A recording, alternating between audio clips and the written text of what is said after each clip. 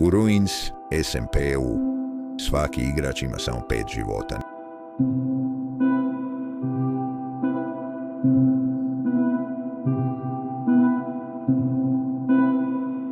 Nema respawna bez posljedica.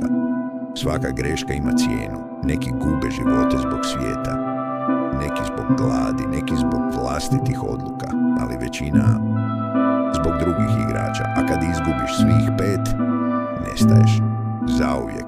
Dok neki već vladaju serverom, drugi tek pokušavaju preživjeti. A nešto dolazi i kada stigne, slabi neće imati drugu priliku.